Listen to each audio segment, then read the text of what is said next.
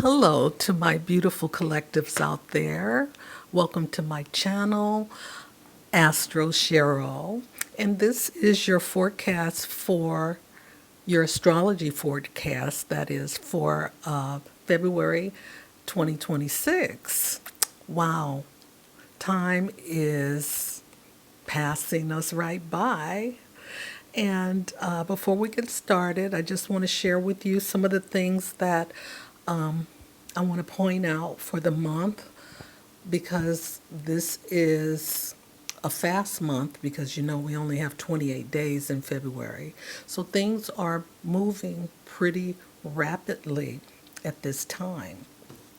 And when I say 2026, it brings to mind that in Ethiopia, they're only in 2018 because of the calendar that they use. So we're here, they're there, and their calendar is a solar calendar, whereas ours is the Gregorian calendar.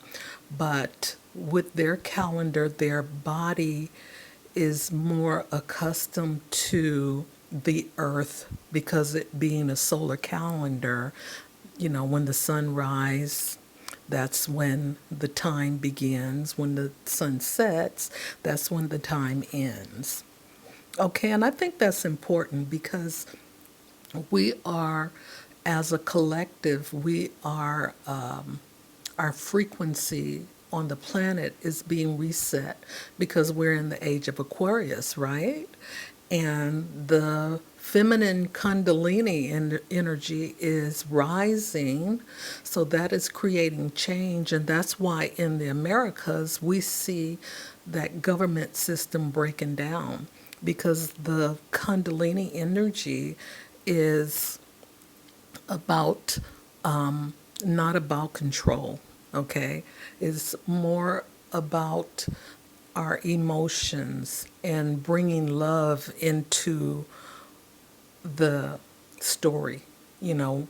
So we're seeing a lot of what's been hidden coming to the surface, especially with those people who are in positions of authority. Okay, and what we have this month is a stellium starting out the month in the sign of Aquarius. Okay, Aquarius is all about the people having the power. Okay, and in the Americas, we can see that the system is breaking down and the people are starting to pay attention, take control. Okay, so we have, Mercury in Aquarius right now, Venus in Aquarius right now, the Sun in Aquarius right now. And we also have two asteroids, Vesta, and Vesta is the virgin goddess of hospitality. However, she's committed to her own internal flame. Okay, so when we're talking about your own internal self, God, that's where Vesta is touching in on us, is for us to remember who we really are. And the other asteroid is Astrea, and she is about justice, okay? And this is what we're looking at right now at this moment in time. We're looking at how that feminine energy is rising. And again, it's called the Kundalini, where, you know, some of us may have thought that that was a masculine energy, but no, it's a female energy. And we all have male and female in our body, okay? We are dual energies. So she's raising the vibration, and it is up to us as individuals whether or not you want to change your frequency, okay? Because either you in or it's going to go without you. Okay, and let's see what else did I want to say. We also have Pluto in Aquarius, okay? So big changes, transformation energy here. Then we have this full moon in Leo, which is about the heart, you know, thinking, not thinking with your mind, but with your heart, okay? And this is in opposition to this stellium in Aquarius. However, with the full moon, we're talking about releasing things that no longer serve us. So it's a time where we have to get to the point where we have to start shining, okay? This is our time to shine as individuals. So wherever it is in your, what is it, your inner child, where you feel or was taught that you're not enough, you are enough. And you have to change that concept of who you are, because this is about growth. And whether we like it or not, we're going to have to accept where we're headed. Okay? So, with that being said, I'm going to just discuss a few other things that's happening this month. We have Uranus turning direct in in Taurus, okay? And then we have Mercury moving out of that stellium into Pisces on the 6th. Venus moves out of that stellium and moves into Pisces on the 10th. Saturn, this is the big deal. Saturn moves into Aries on the 13th, okay? And that is where Saturn will stay there for the next 2 years. And that's where we have Neptune, and they will conjunct. Okay, we also have there is so much packed energy here. We have the solar eclipse happening in Aquarius, and that's going to be on the 17th. And we also have the lunar new year happening as well, moving out of the snake energy, Kundalini, and into the fire horse. So we have lots of fast paced energy happening this month. So things are going to be moving rapidly, suddenly, shockingly, because we have Uranus moving direct. Okay, and let's see if there's anything else I want to share with you. On the 20th, Saturn conjuncts Neptune in Aries at 0 degrees. Now, this is like a super duper manifesting energy. So, whatever it is that you feel, because it's your emotions that is going to dictate to how your manifestations show up for you in your life. So use your feelings wisely. We also have Mercury turning retrograde in Pisces on the 26th. And the last thing, we'll have Mars in Aquarius squaring Uranus in Taurus on the 27th. Okay, so take a breather. You know, you got to settle in and try not to be reactive, because this passionate, fiery energy is here for us this month. But we need to move with intention and consciously. Okay, so I'll see you on the other side. Hello to my beautiful Aries risings out there.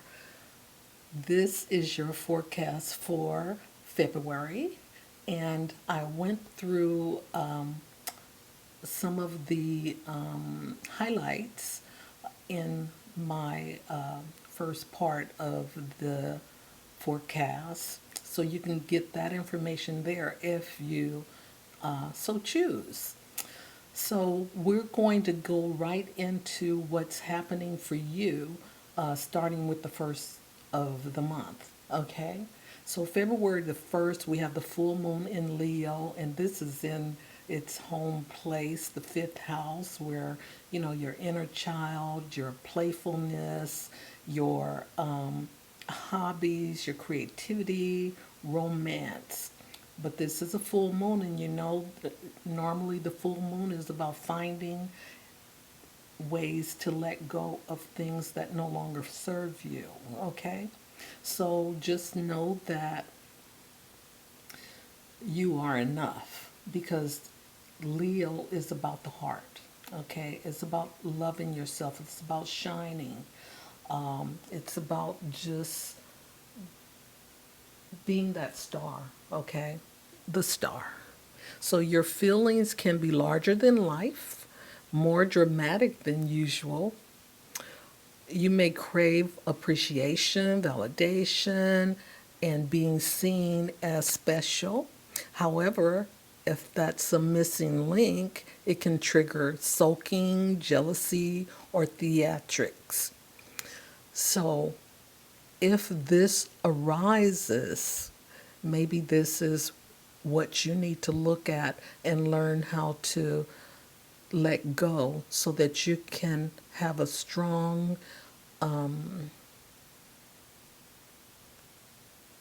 mature emotional depth. Okay?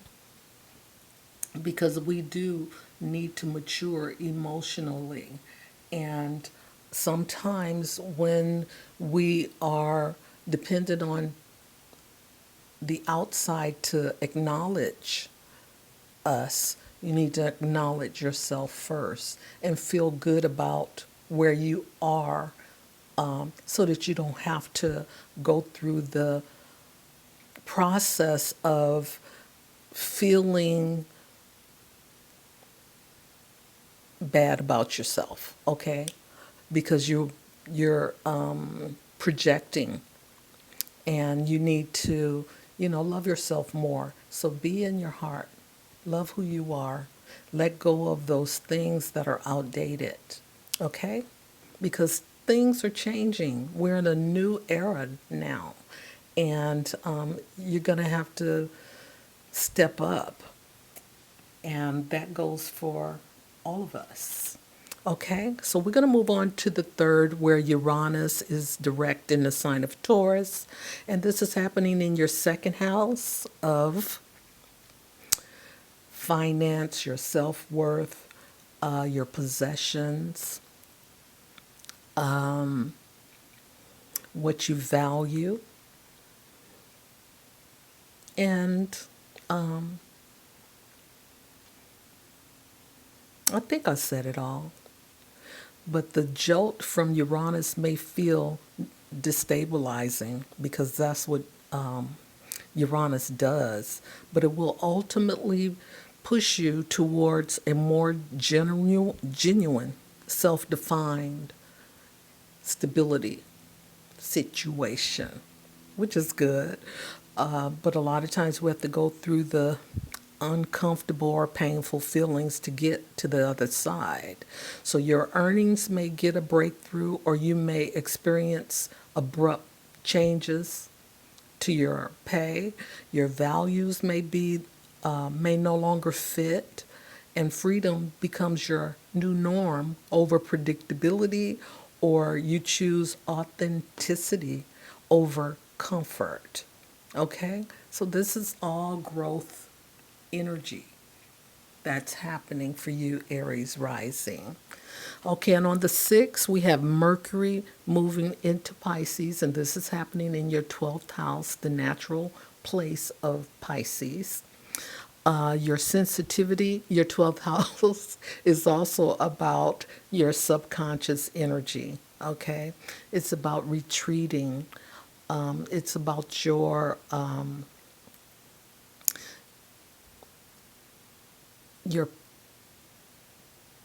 things that are hidden, okay? It's about karma.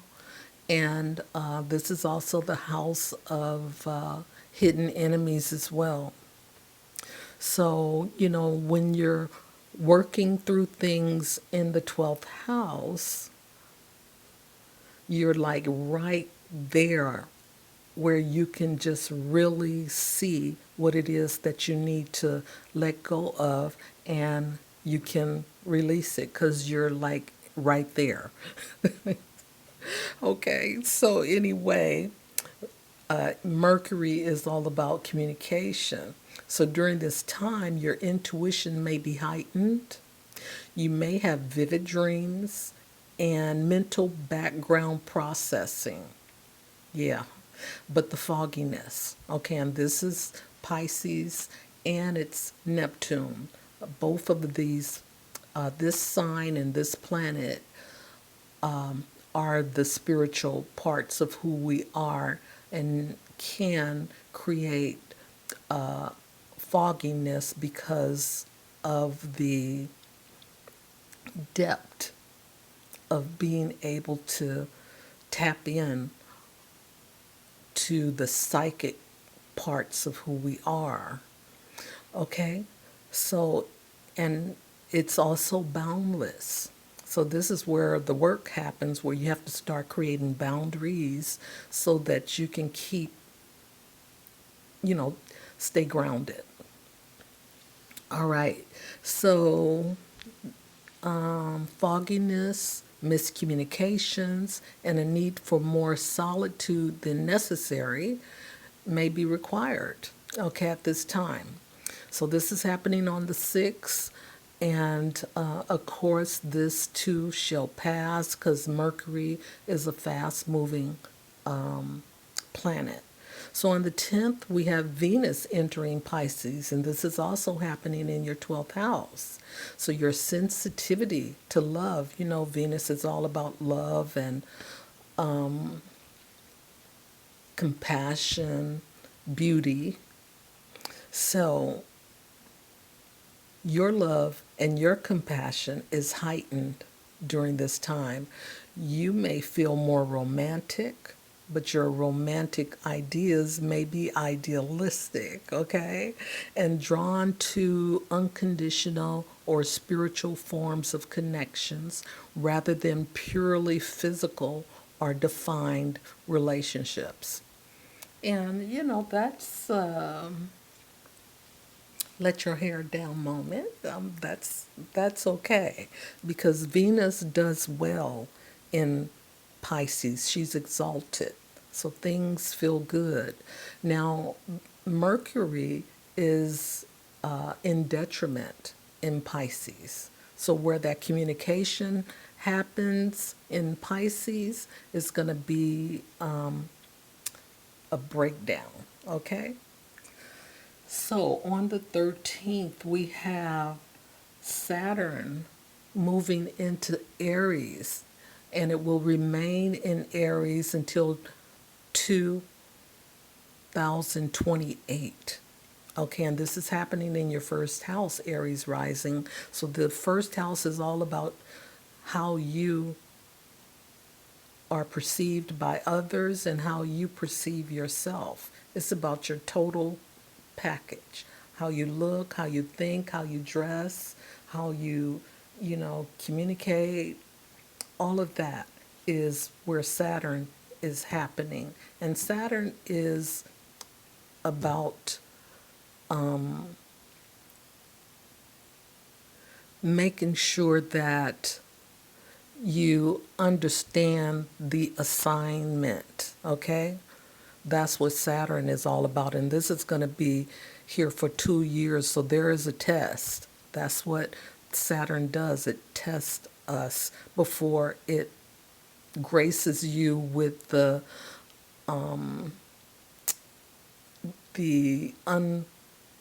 the constraints, okay? Because Saturn will assign limitations. So let's get into it. This transit curbs impulsivity because Aries, you can be impulsive, and it fosters maturity through the restrictions that it places on you or your energy and confidence, okay? You may feel physically heavier because Saturn is earthbound and it is a grounding energy. Experience self doubt, you might, or face health issues, so be careful, such as headaches, weaknesses, or low vitality, because Aries, the first house rules your head, okay? Your personal goals are slow but steady, and that part is, of course, is Saturn, making things slower, making sure that you know, take the necessary steps to get to the end result. Okay, so we have the new moon on the 17th, and it's in the sign of Aquarius, and and that's in your 11th house of of hopes and wishes, large groups, large friendships, and I did say hope and wishes, and the collective consciousness is there. Okay, so expect heightened emotional investment in group dynamics, and this is part of that moon energy, urging you to connect with the like minded visionaries or reassess your role within the teams. Okay, this new moon fosters objective advice giving and it stimulates big picture goals tied to societal progress. And Aquarius is all about that, about the collective consciousness, not the self. Okay, so on the 20th, we have Neptune in Aries, conjunct Saturn, and this is happening in your first house. My goodness, this is heavy hitters, because Neptune is about boundlessness, and Saturn is about setting boundaries. Okay? So we have those opposites attracting here. So this is the beginning of a 36-year cycle with Neptune. And Neptune will stay in Aries until 2039. That's like 13 years or something like that. Okay? So during this conjunction, but it won't always be in that conjunction format. But just being in your first house, there is a lot that you'll have to focus on and refocus on because Neptune is boundless and it'll, take you out your zone. And Saturn won't always be there. Saturn will only be there for 2 years to help you figure things out in your first house. Okay? So during this conjunction, you may experience confusion around your identity and your vitality. Okay? What makes you feel alive and authentic is the question. There are new beginnings ahead that are amplified by alignments with Uranus and Pluto. Heavy hitters. Exercise patience and emotional maturity, okay? Because you're tested. And then Pluto, of course, is transformating and it's also control. Uranus is about making things happen in a sudden moment, in a shock wave, but usually it's going to shock you to put you where you need to be. All right? But a lot of this energy is not fun. So on the 27th, we have Mars in Aquarius squaring Uranus in Taurus. And this is affecting your 11th house of large organizations and your second house of money and one-on-one relationships. Okay? So during this time, you may experience disruptive urges to innovate rather than follow routines. And a lot of that has to do with Uranus. Speaking, no, sparking breakthroughs in humanitarian efforts. And that's Mars with that sparking energies. You resist stagnation, you crave freedom from the material traps. Okay, expect erratic shifts in your values, possessions, or your self-worth.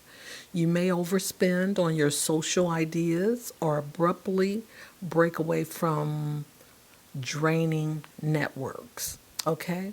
Now, with Mars, you have to be careful because Mars acts before thinking. Okay? And if do too much acting, you're going to find that your finances are not going to be where you need them to be. All right? So again, Aries rising, wonderful experiences ahead. And until next time, bye for now. Oh, okay, let me turn you off.